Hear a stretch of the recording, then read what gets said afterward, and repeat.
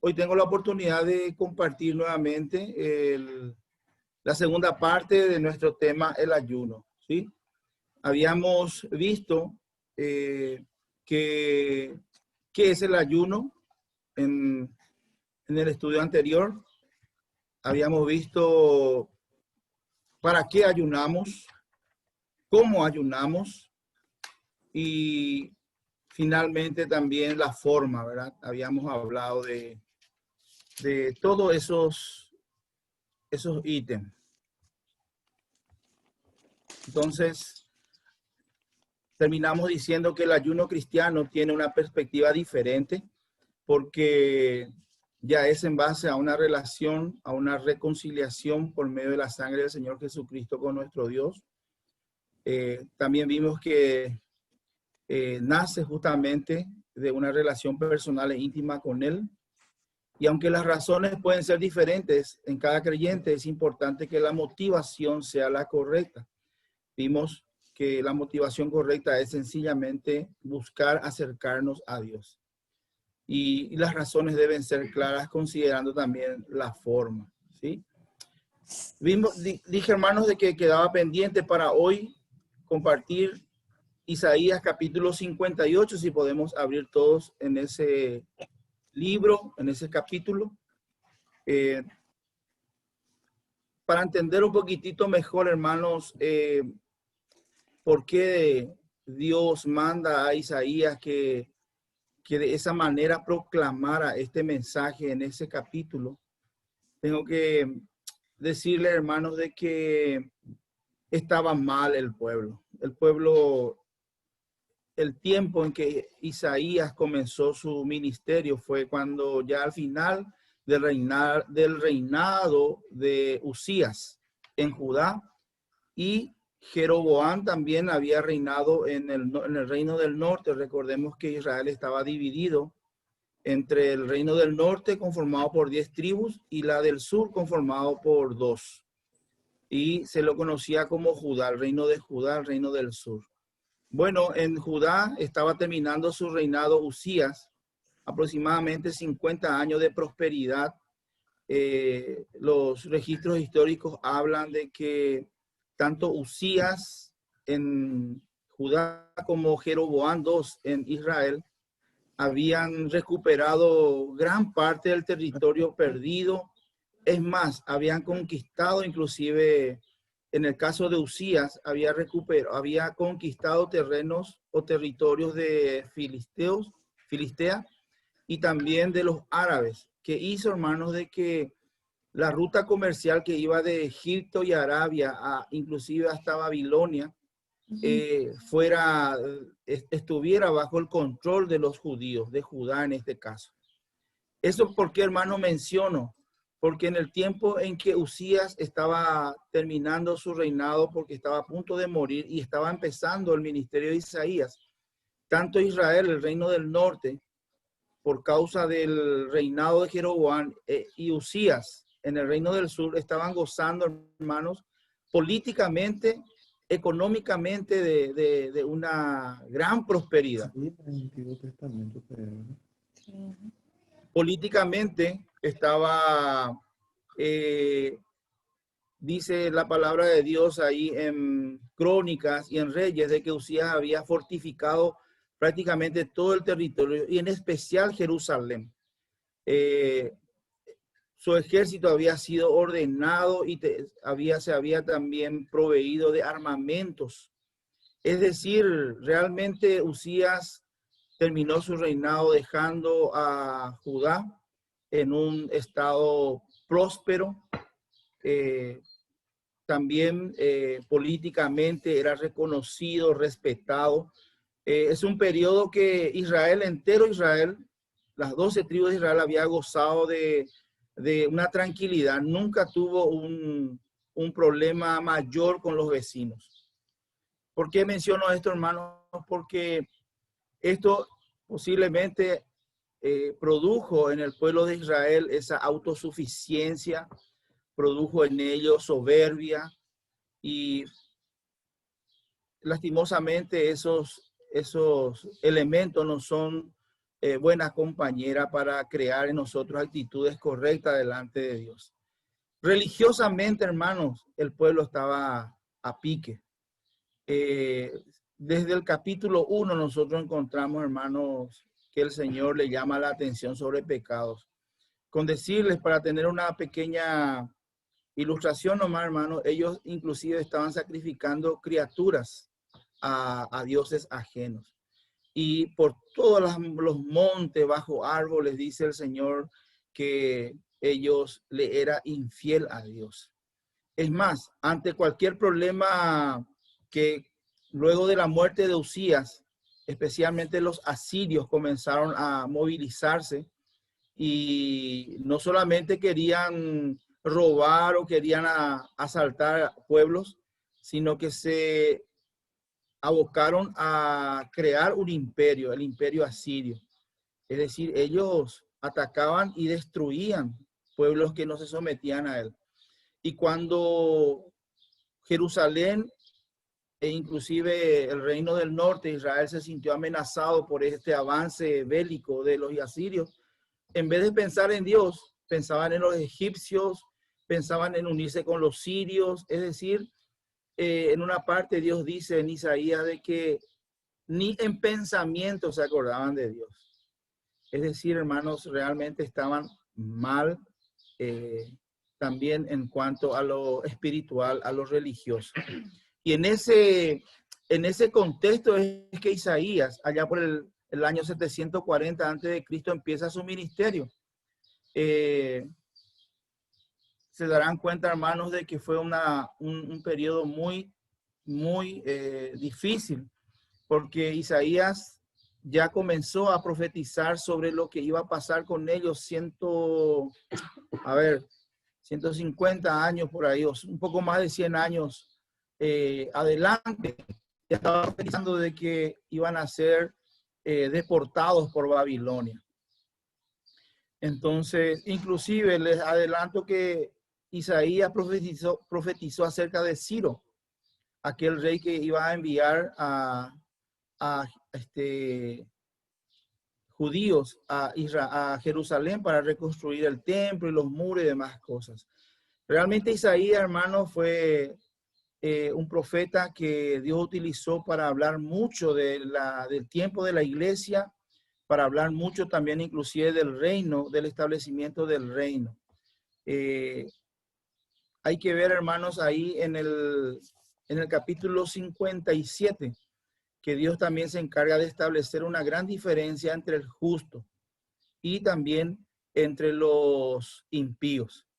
Es decir, todo lo que Isaías estaba hablando en cuanto a juicio era para los impíos. Y aunque en tiempo de Manasés muchos justos iban a ser muertos, Manasés era ya el tataranieto de Usías en Judá. Y Isaías inclusive adelantó un poquitito ese acontecimiento de que muchos justos iban a ser perseguidos, iban a ser violentados, iban a ser muertos. De todas maneras, dice ahí en Isaías, 57, versículo 1, nuestro versículo que normalmente usamos cuando alguien parte a la presencia de Dios, dice: perece el justo, y nadie entiende de que delante de la aflicción es sacado el justo. Aún esa muerte violenta que sufría el creyente en el tiempo de Manasés, era algo que Dios permitía para que esos justos no tuvieran que pasar por el tremendo problema que iba a acontecer con ellos cuando Babilonia sitiara a Jerusalén. Recordemos, hermanos, que Jeremías inclusive recuerda que había mujeres que sorteaban día a día a quienes de los hijos iban a comer. Hasta ese punto llegó el problema en Jerusalén cuando Nabucodonosor sitió. Y delante de esas aflicciones, de esos quebrantamientos, es que eran quitados estos justos, que eran muertos realmente violentamente, perseguidos y todo, pero Dios permitía para sacarles a sus hijos de delante de esa aflicción que estaba siendo preparada y que estaba siendo profetizada por Isaías. Ya en este tiempo, allá por el año 740, en el año 722, hermanos, Israel, el reino del norte fue destruido por Asiria y desapareció. El reino del norte desapareció del mapa hasta hoy día. Recuerden que Samaria era la capital y en tiempo de Jesucristo ya los propios judíos le consideraban a los samaritanos enemigos, porque justamente aquel acontecimiento hizo de que se mezclara y se perdiera la pureza de ese pueblo, de las 10 tribus. Bueno, todo esto, hermano, presenció Isaías. Este tema, inclusive podemos decir de que Isaías heredó a Amós y a Oseas las profecías de estos dos grandes profetas y juntamente con Miqueas, que era también su contemporáneo, enseñaron y predicaron a Judá y a Israel acerca de todas estas advertencias que Dios estaba haciendo ya, llamando al arrepentimiento a este pueblo. Y dentro de este contexto es que el Salmo, Isaías 58 es escrito por el profeta luego de haber anunciado al pueblo. Y vamos a leer, hermanos, por favor. Les pido que tengamos allí y me acompañen con la lectura. Isaías 58, versículo 1 al 14 dice: clama a voz en cuello, no te detengas. Alza tu voz como trompeta y anuncia a mi pueblo su rebelión, a la casa de Jacob su pecado, que me buscan cada día y quieren saber mis caminos como gente que hubiese hecho justicia y que no hubiese dejado la ley de su Dios. Me piden justos juicios y quieren acercarse a Dios. ¿Por qué dicen ayunamos y no hiciste caso? Humillamos nuestras almas y no te diste por entendido. He aquí que en el día de vuestro ayuno buscáis vuestro propio gusto y oprimís a todos vuestros trabajadores. He aquí que para contiendas y debates ayunáis y para herir con el puño inicuamente. No ayunéis como hoy para que vuestra voz sea oída en lo alto.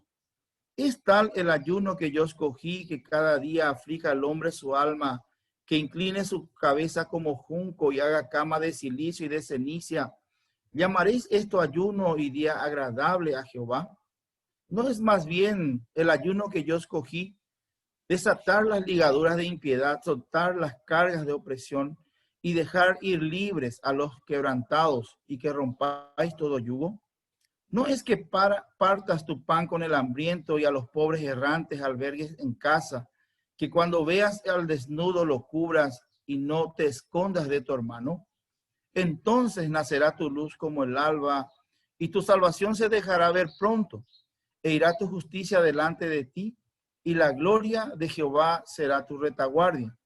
Entonces invocarás y te oirá Jehová, clamarás y dirá él, heme aquí. Si quitares de en medio de ti el yugo, el dedo amenazador y el hablar vanidad, y si dieres tu pan al hambriento y saciares al alma afligida, en las tinieblas nacerá tu luz y tu oscuridad será como el mediodía.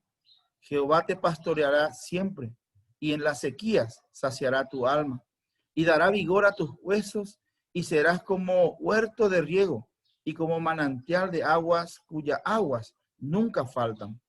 Y los tuyos edificarán las ruinas antiguas, los cimientos de generación y generación levantarás y serás llamado reparador de portillos, restaurador de calzadas para habitar. Amén. Y la última parte, hermanos, dice: si retrajeres del día de reposo tu pie, de hacer tu voluntad en mi día santo, y lo llamares delicia, santo, glorioso de Jehová, y lo venerares, no andando en tus propios caminos, ni buscando tu voluntad, ni hablando tus propias palabras, entonces te deleitarás en Jehová, y yo te haré subir sobre las alturas de la tierra, y te daré a comer la heredad de Jacob tu padre, porque la boca de Jehová lo ha dicho. Hermanos, en base al pequeño contexto histórico, político, económico y religioso que estuvimos mencionando, así una pincelada nomás di, hermanos, estamos viendo de que era una hipocresía total lo que el pueblo practicaba. Ahí en el capítulo 1 recordarán, hermanos, que ya Dios por boca de Isaías dice que estaba hastiado de los sacrificios que ellos traían, que realmente a él no le gustaba nada de lo que ellos hacían, porque era simple formalismo, era acciones ocultos externos que no hablaban de un corazón entregado, de un corazón humillado, de un corazón obediente, de un corazón amoroso a Dios. Es decir, hermanos, realmente la hipocresía espiritual en Israel era un problema real, grave, profundo. Imagínense, hermanos, estar sacrificando a tu hijo. Estuve leyendo un poco la historia. Dice que el lugar donde normalmente se le sacrificaba a un niño era como una olla en manos del dios Moloch, que estaba calentísimo. Yo no sé si con aceite o tenía brasas de fuego dentro, pero ahí se le tiraba al bebé así vivo, se le tiraba dentro de esa olla que sostenía el dios Moloch, y comenzaban a tocar, dice, los tambores, pero cientos de personas para evitar escuchar los gritos de aquellos inocentes que eran sacrificados a ese dios. Isaías 56 y 57 tienen que leer, hermanos, para ver un poquitito el contexto espiritual de ese pueblo en aquel entonces. Los líderes, los sacerdotes, totalmente, hermanos, corruptos, totalmente, hermanos, ciegos y sin tener en cuenta en lo absoluto a Dios.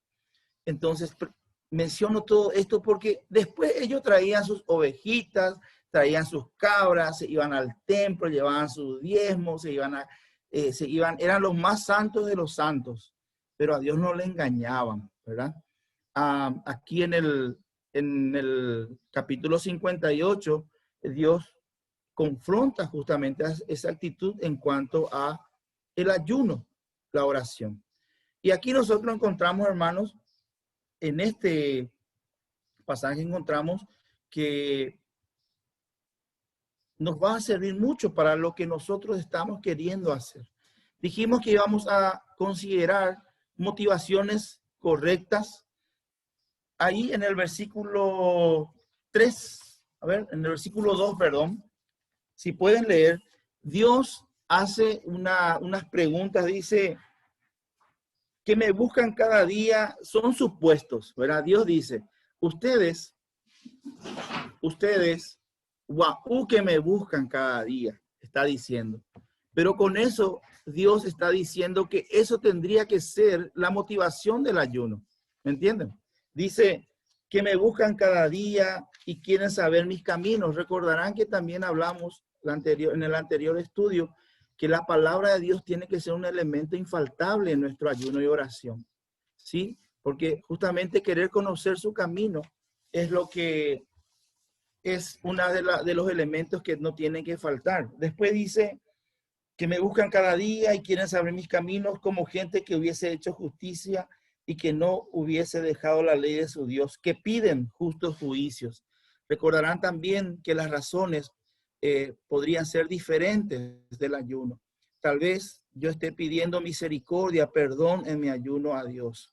Tal vez vos estás pidiendo la sanidad de alguna persona en tu ayuno, en tu oración. Tal vez otro esté pidiendo otra cosa, ¿me entiendes? Las razones pueden variar, pero la motivación tiene que ser uno, buscar el rostro de Dios, buscar encontrarnos, hallar a Dios, conocer su voluntad. Y el pedir es un elemento también dentro del ayuno, que aquí dice Dios que me piden justos juicios. Ustedes quieren que yo haga justos juicios, pero Dios está reclamando de que aunque estos elementos son los verdaderos, las verdaderas razones y motivos que debe llevarnos o debía llevarle al pueblo a ayunar, esto estaba totalmente ausente, ¿sí? Y por último dice en el versículo 2, y quieren acercarse a Dios. Porque esto es la motivación real, fundamental, esencial de un ayuno y oración, ¿sí? Y las razones ya dijimos podemos variar, pero aunque esto supuestamente era lo que le motivaba al pueblo, Dios sabía que el corazón de Israel, el corazón de su pueblo estaba lejos de él, excepto un remanente.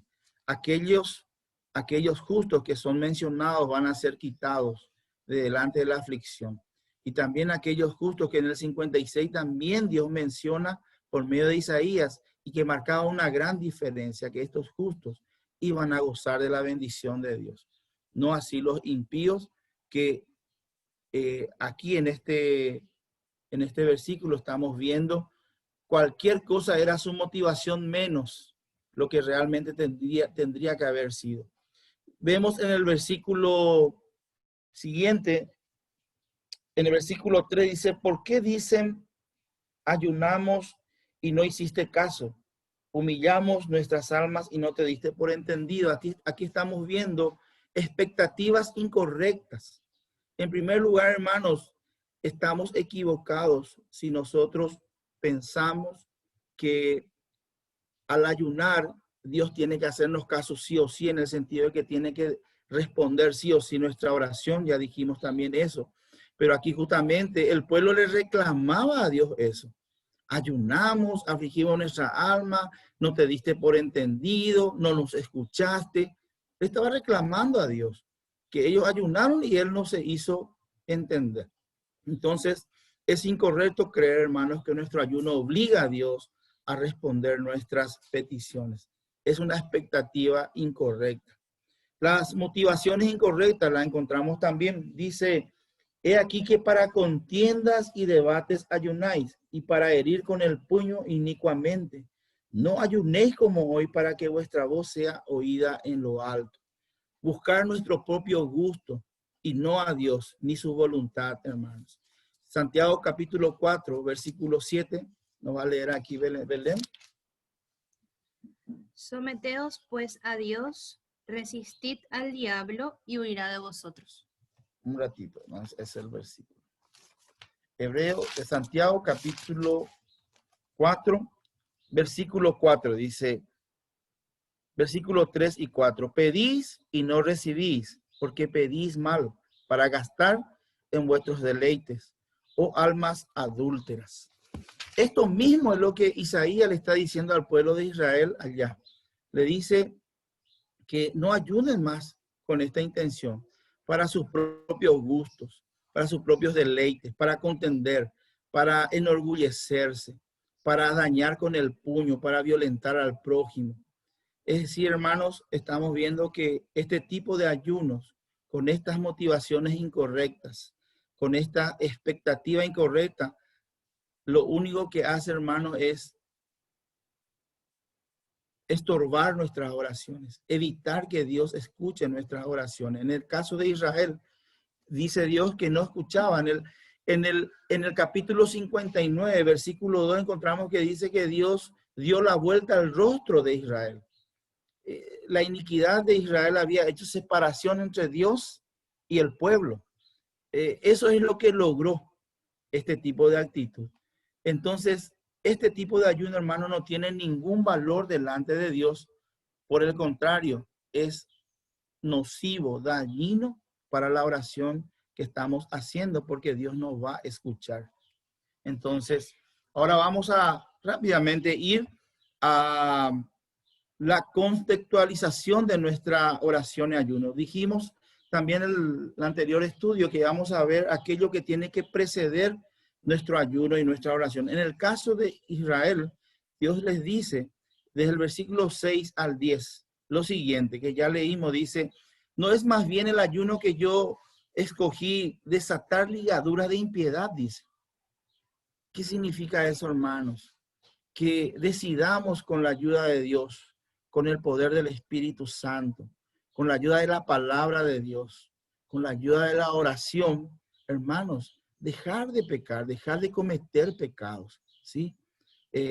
Todos somos pecadores, todos sabemos nuestras debilidades. El pueblo de Israel vivía una vida paralela, ¿sí? Por un lado, vivía como ellos querían, haciendo lo que ellos querían, pecaban, y por otro lado querían cumplir formalmente con los ritos, con los cultos religiosos a Dios.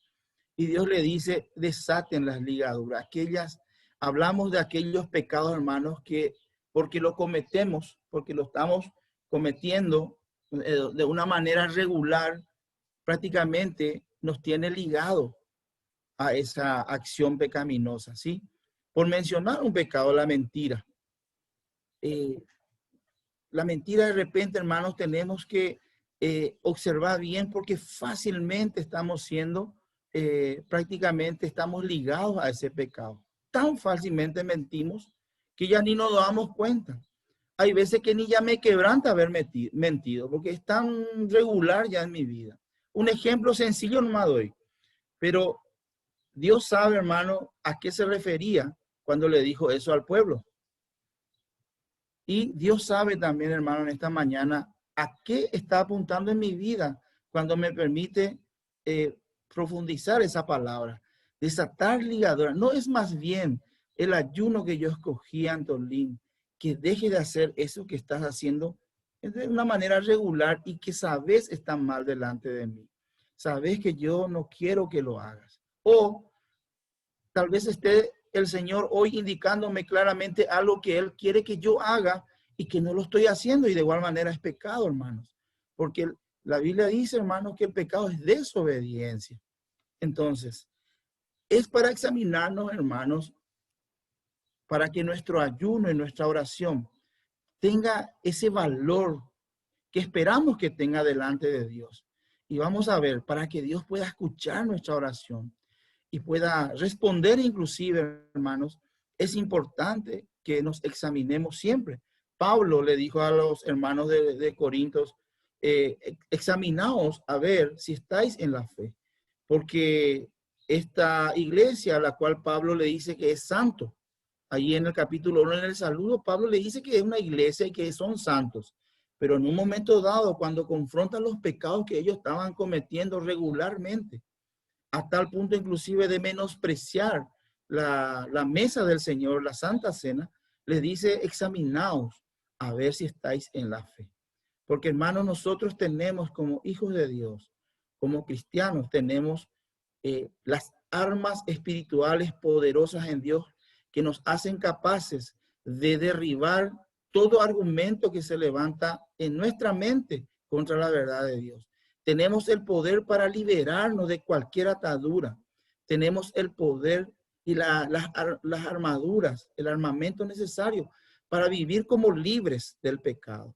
Entonces, hermanos, desatar ligadura de impiedad es profundo, y dejo en manos del Espíritu Santo para que obre en mi corazón y en el de ustedes para ir entendiendo cuáles actitudes o acciones podrían ser hoy un estorbo a ese ayuno y oración que estamos queriendo hacer o que estamos haciendo. Dice también soltar cargas de opresión.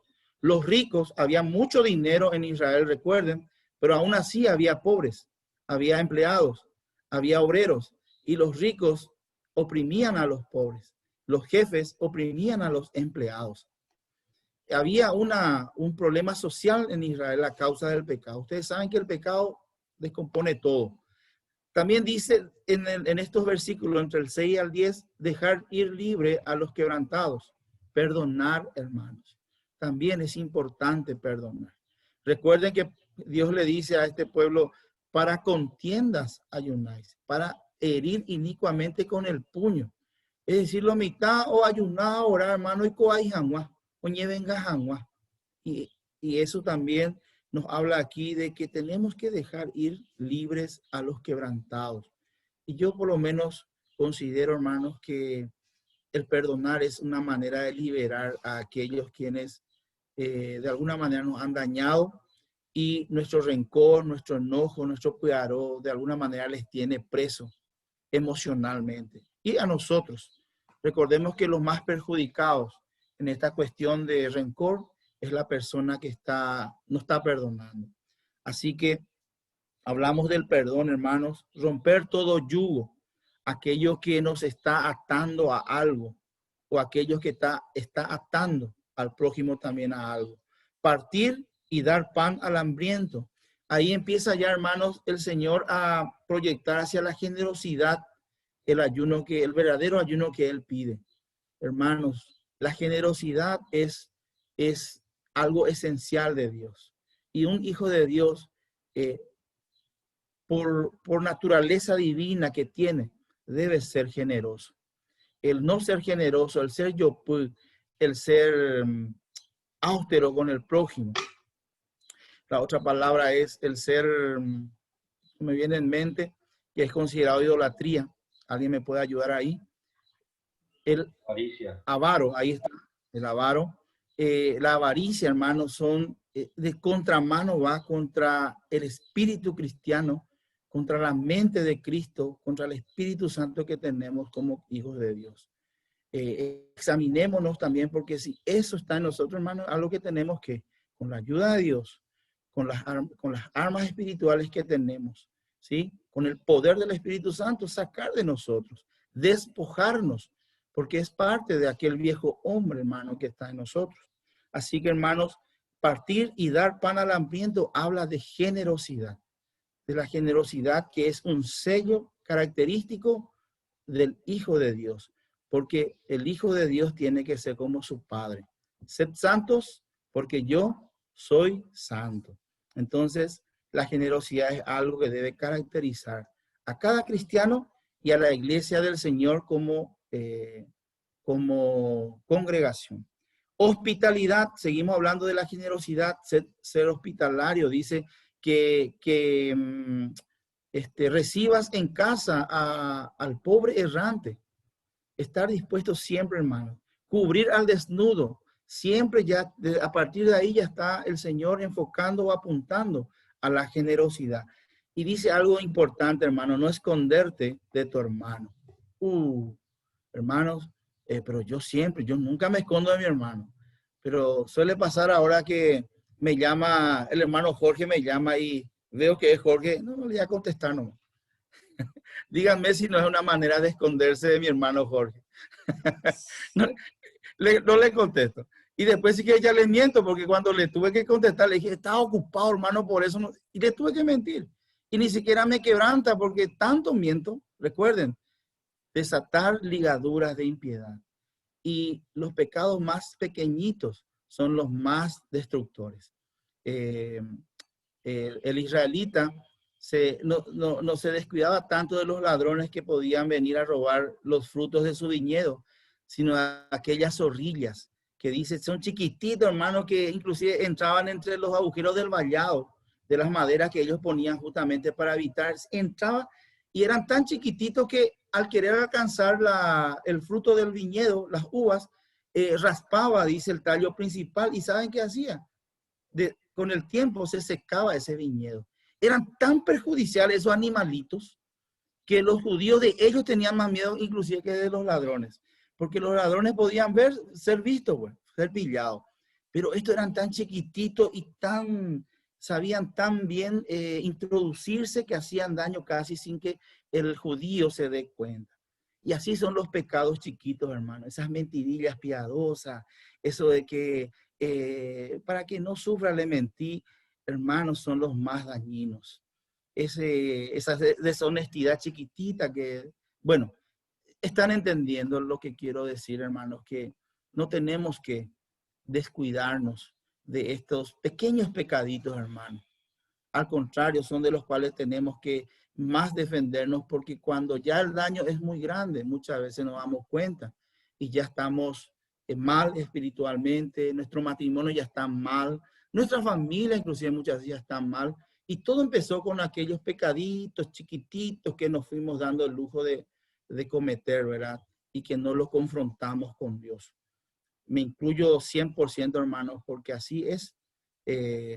Así que, hermanos, no nos escondamos de nuestros hermanos. Si algún hermano te llama, hermano, y no te escondas. Hay veces que no podemos responder, pero cuando podés devolverle la llamada, ¿verdad? Un ejemplo nomás doy.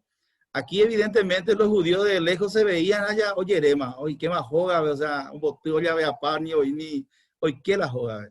Hermano, eso habla de enojo, eso habla de desunión, eso habla de que hay algún problema que hay que solucionar con el hermano. A mí me habían enseñado que Cuando yo tengo algún problema con un hermano, es con quien más tengo que tratar de compartir. Pero gracias a Dios no tengo ningún problema con nadie, no se preocupen. Y sigo y trato de compartir mucho con los hermanos.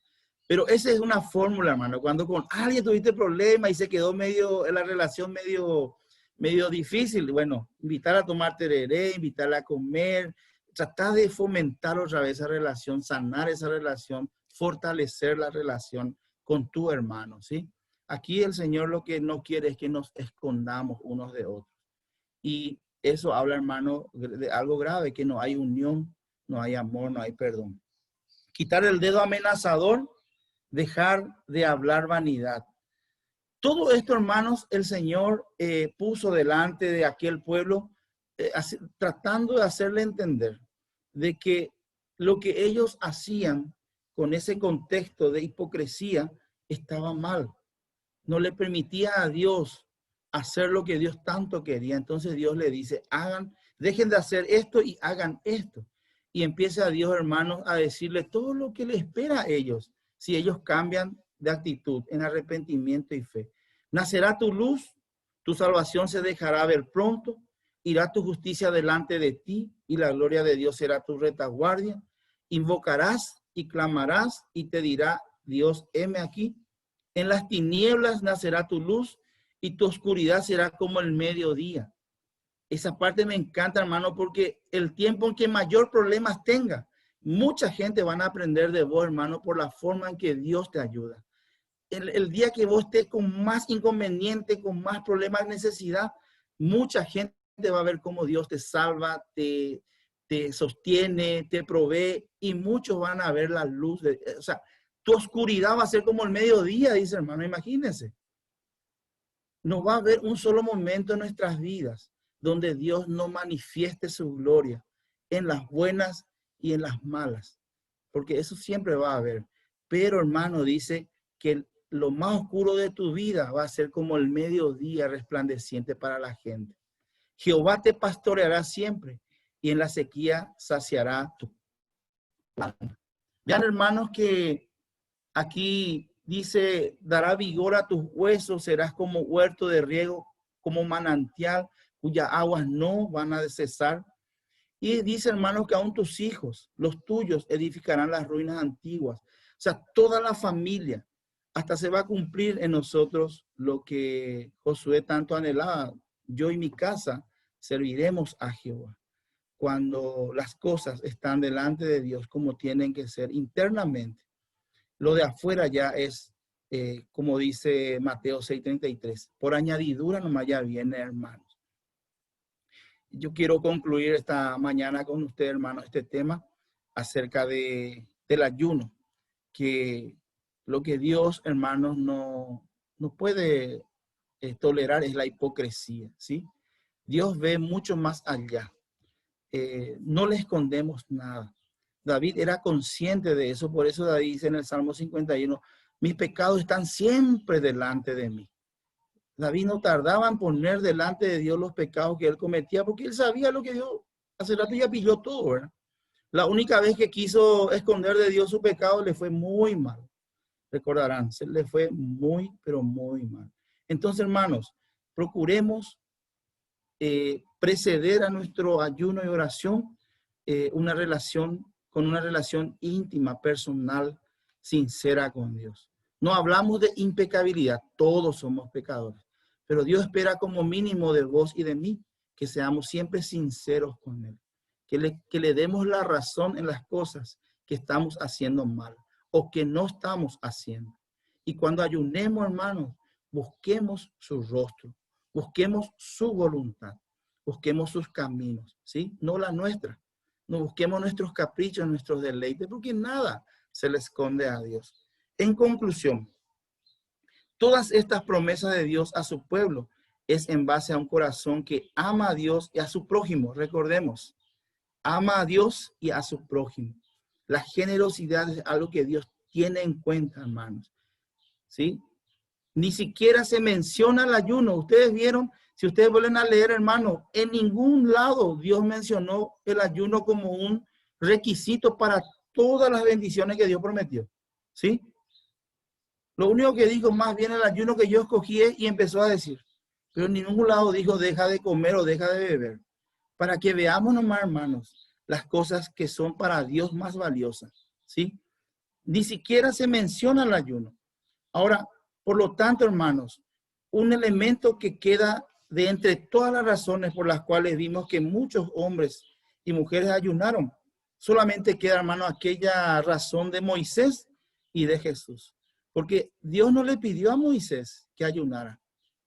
Le dijo nomás que se suba, que le va a dar las leyes. Y él se fue y se humilló delante de Dios, hermano, y ayunó 40 días, 40 noches, sin que Dios le pida. Y sin que sea un requisito para que él esté allí. Porque Dios ya le dijo, ya vení, yo te voy a dar.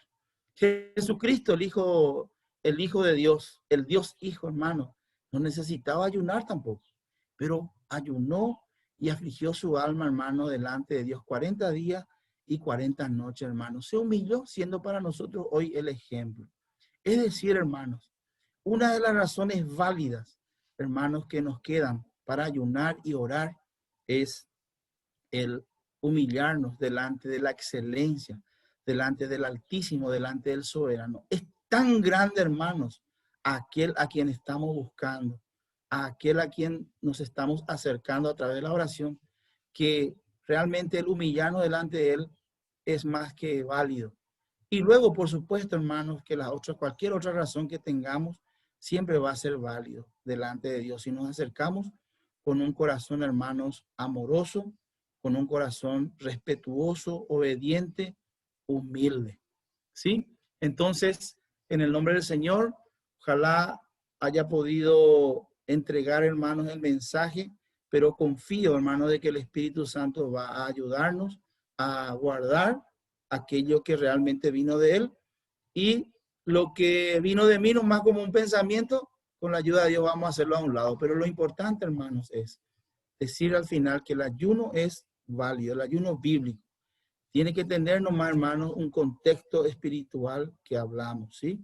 Y recordar, hermanos, que la hipocresía espiritual es algo que Dios no tolera, no acepta. Dios más bien quiere un corazón contrito y humillado. Recuerden que el que encubre sus pecados no prospera, pero el que los confiesa y se aparta alcanzará misericordia. Amén.